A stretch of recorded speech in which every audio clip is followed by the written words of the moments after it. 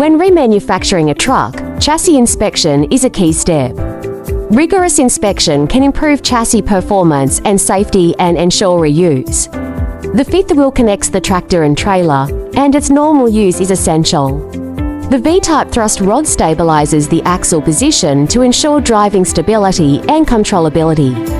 The leaf spring is composed of multiple steel plates stacked together and is a common elastic element of the truck suspension.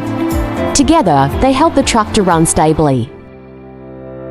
The rear axle is also inspected simultaneously. Check the normal operation of the gears inside the differential, whether the oil seal is leaking, check the condition of the wheel hub bearings, and clean, relubricate or replace the bearings if necessary.